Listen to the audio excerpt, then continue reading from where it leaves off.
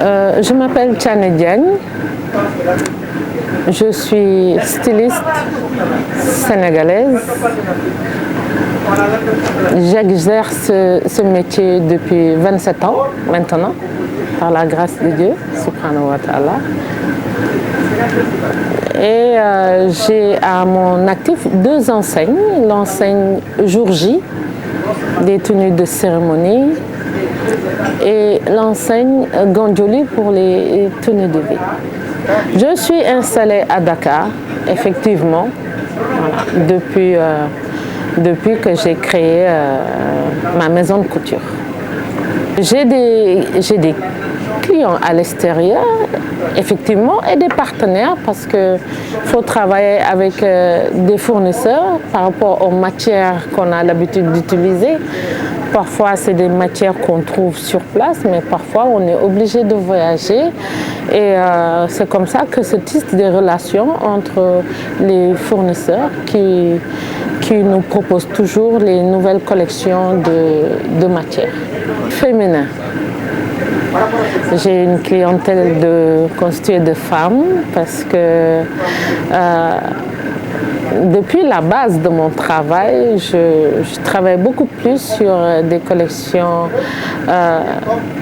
féminines et vraiment de temps à autre seulement, lors de mes événements, la Nuit du Boubou que j'organise depuis 2012, c'est lors de ces événements que je fais des collections.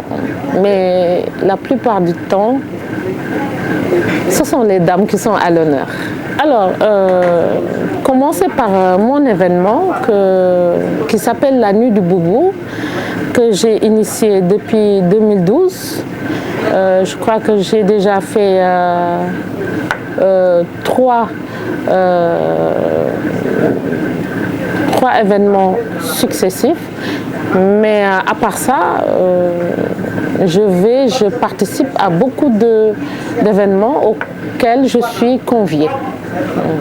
Et à l'intérieur de l'Afrique, comme en Europe, au Sénégal, normalement, hein, c'est la moindre des choses. Donc je suis dans beaucoup d'événements où je participe.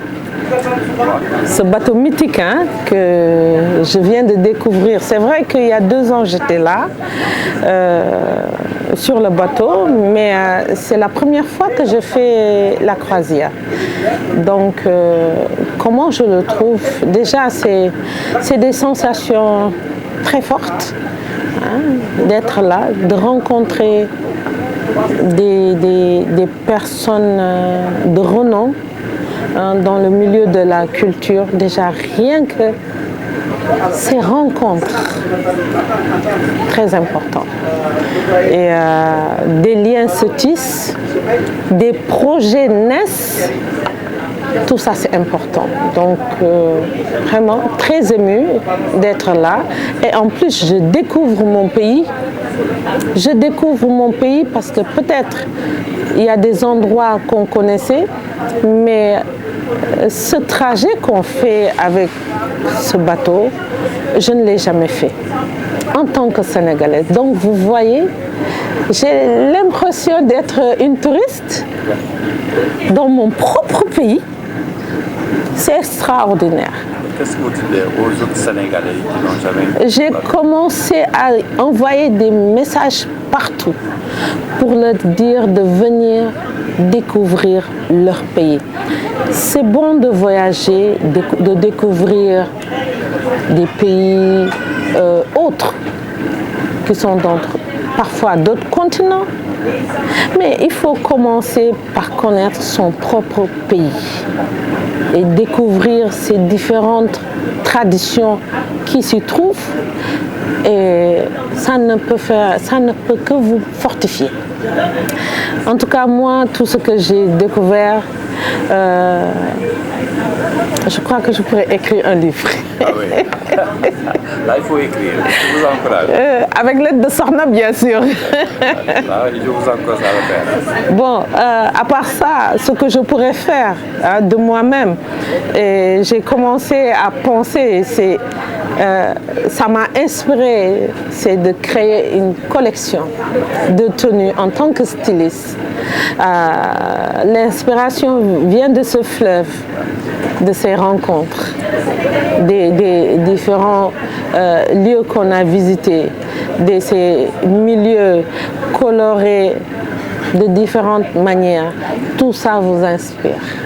Et je crois que la collection, j'ai commencé à la dessiner. Ah, ça c'est bien. Une grande fierté. Vous savez, quand vous êtes dans un pays et que vous faites votre bonhomme de chemin et que vous vous rendez compte que des personnes vous suivent déjà, c'est important. Vous n'avez pas droit à l'erreur. Quand vous voyez que maintenant ces personnes vous suivent, mais en plus vous estiment de par votre métier, ça vous conforte dans vos convictions. Et vous êtes obligé de redoubler d'efforts pour ne pas décevoir. Parce qu'une marraine, c'est souvent un exemple qu'on veut montrer, mettre au devant de la scène. Donc c'est une fierté pour moi, beaucoup d'émotions par rapport à ma sœur Sokhna Benga. Voilà, je ne sais pas comment je vais expliquer ça. C'est des ressentiments, c'est des choses qu'on ressent au plus profond. Alors, Sokhna, on a déjà des relations familiales. C'est ma petite sœur. De par le fait qu'on a un frère en commun. Et après, on a grandi presque pendant un bon bout de temps. On allait à l'université ensemble. Elle était en fac de droit, j'étais en sciences économiques. Donc, les relations sont beaucoup plus rapprochées. Et on a cheminé ensemble, chacun avec ses projets, chacun avec ses ambitions. Et on se retrouve à chaque fois que l'une d'entre nous deux a un événement. Et voilà, une relation très profonde de grande sœur à petite sœur et qui s'estiment mutuellement. Voilà. Et remercier d'abord Sokhna qui m'a fait, à travers les rencontres sur le fleuve, qui m'a fait découvrir, comme je l'ai dit tantôt, une partie de mon pays de manière très agréable. En suivant le fleuve, c'est une promenade et on admire ces paysages, on rencontre ces populations, on échange avec. Ça n'a pas de prix. Donc, c'est des remerciements et à l'encontre aussi de tous les autres invités dans ce bateau que j'ai eu à rencontrer, avec qui j'ai eu à échanger. Je vous ai dit que des projets sont en train de se tisser entre moi et peut-être d'autres acteurs culturels. Donc, et c'est ça les rencontres. Donc, merci beaucoup. Et vive les rencontres. Et on a envie de revenir accompagner d'autres personnes pour encore leur faire découvrir.